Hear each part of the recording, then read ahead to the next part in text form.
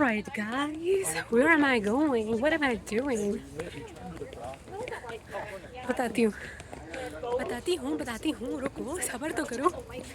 तो guys university में आज गेम हो रहा है, फुटबॉल गेम हो रहा है। माइंड इट, ये अमेरिका वाला फुटबॉल गेम है। तो इसमें क्या होता है, इट्स डिफरेंट, इट्स लाइक सोकर। ओके, तो शोनू ने मुझे ऑलरेडी ड्रॉप कर दिया है और मैं लाइन में हूँ और हमारा जो प्रेसिडेंट है उसकी एडवाइजरी कमेटी, मैं उससे जा रही हूँ।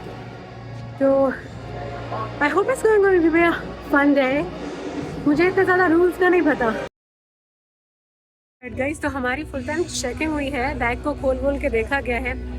तो अब मुझे हमें सीट्स एलोकेटेड हैं और हमें वहीं पे ही बैठना है, क्योंकि मैं प्रेसिडेंट की एडवाइजरी कमेटी का हिस्सा हूँ। तो मेरे को एक जगह मिलेगी, जगह। सो मच फन यार। शोनू ने मुझे ड्रॉप किया। आई लव दिस सॉन्ग, ये हमारा ईगल का सॉन्ग है। बाय द वे, अपनी यूनिवर्सिटी को सपोर्ट करने के लिए मैंने ये शर्ट पहनी है जो कि हमें प्रेसिडेंट की तरफ से मिली है, और मैंने ग्रीन मेकअप किया है, तो मैं बहुत खुश हूँ। ये लोग टिकट देख रहे हैं।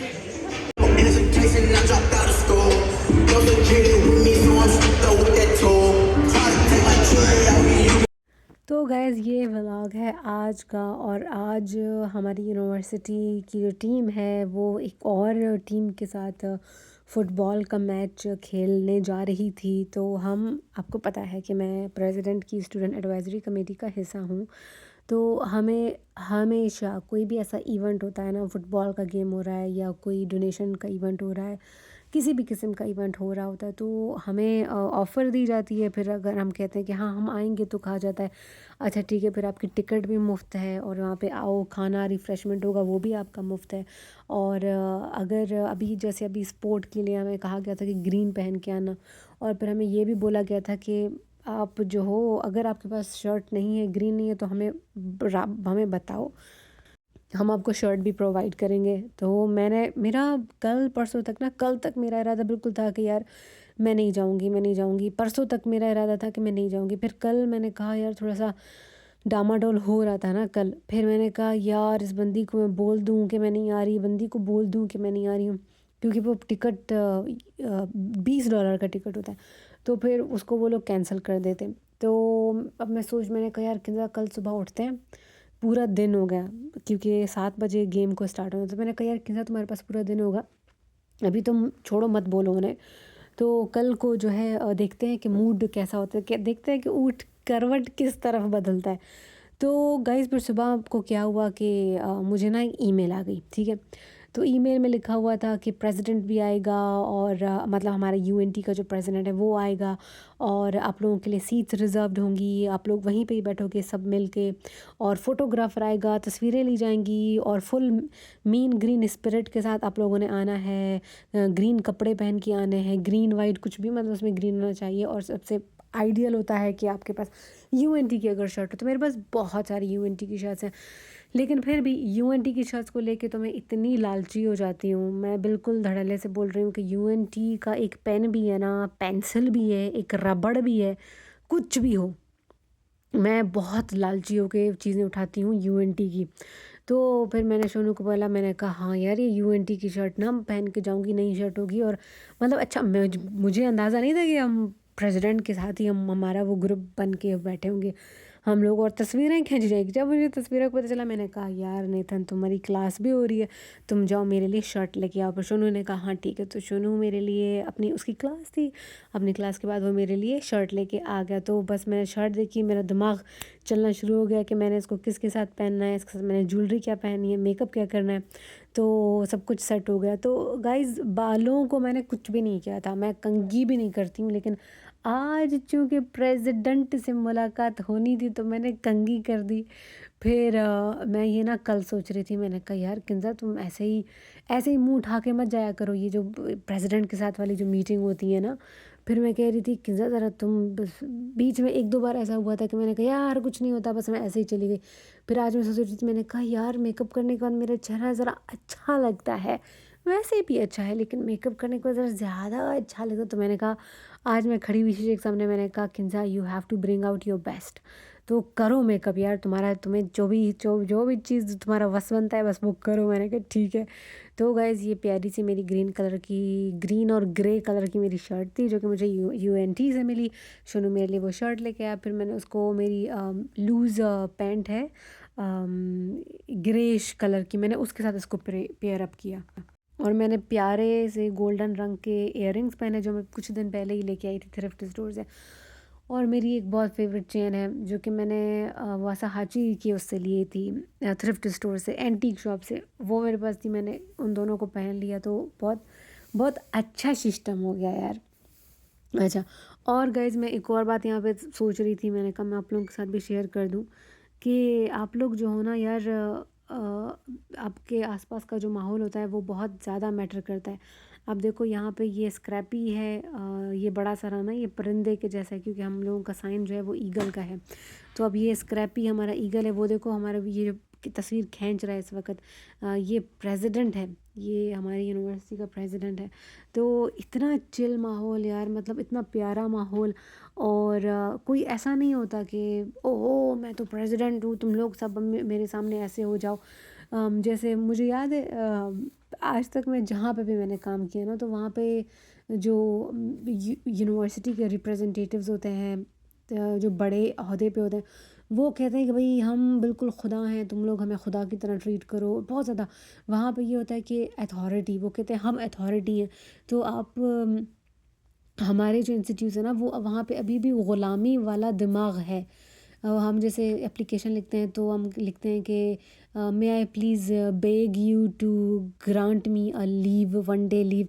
तो बैग क्यों बोल रहे हो यार, तुम ग़ुलाम थोड़ी हो। तो लैंग्वेज में हमारे बहुत ज़्यादा है कि आप वो स्लेवरी का टच दिखा, मतलब अभी तक सारा कुछ कॉलोनाइज्ड है। और वही माइंडसेट है कि जो वीसी बनेगा, जो भी बनेगा, वो कहते हैं ओहो ये तो द मैग्निफिसेंट अथॉरिटी ने बोला हुआ है।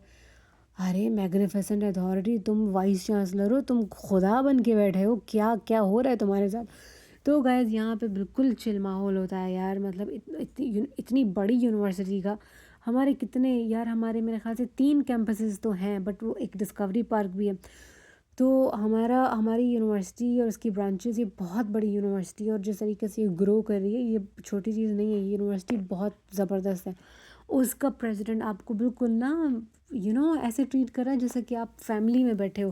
खैर अभी फैमिली फैमिली तो मुझे नहीं बोलना चाहिए, तौबा तौबा कान पकड़ूँ मैं।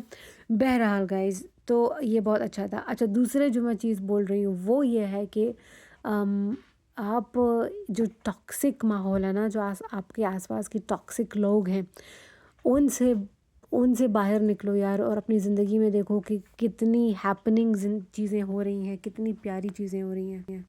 आज मैं यहाँ पे थी और इतने परफॉर्मेंसेस हो रही थी, डांस हो रहा था, गेम्स इन्होंने बीच में खेली हैं, म्यूज़िक बहुत प्यारा था और वो भम्पू हारन शारन सब कुछ बज रहे थे। तो एक इतना खूबसूरत माहौल था, लोग चीयर अप कर रहे थे, हम लोग अपनी टीम को चीयर अप कर रहे थे, गोल बनाया, अच्छा गोल, जो टीम खेल रही है वो जान की बाजी लगा रही है कि मेरे को गोल करना है, गोल करना है। और फिर हम लोग उसको चीयर अप कर रहे हैं, करें ही। तो सारा कुछ एक इतना प्यारा एटमॉस्फेयर था। जबकि मैं पीछे जाके देखूँ तो मेरे 3-4 दिन बहुत बहुत स्ट्रेस में गुजरे। 3-4 दिन क्या, मैं 3-4 महीने पहले चली जाऊँ, बहुत स्ट्रेस में गुजरे हैं।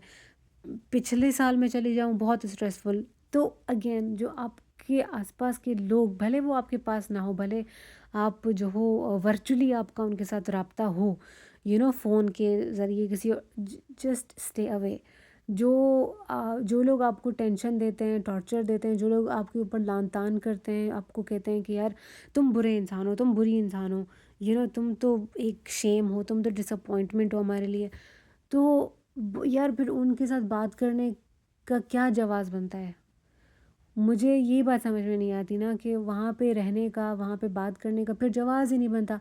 मिसाल के तौर पर आप कहते हो कि यार कोई इंसान है वो आपको पसंद नहीं है क्योंकि वो ऐसी ऐसी हरकतें करता है, वो बिल्कुल भी अच्छा नहीं।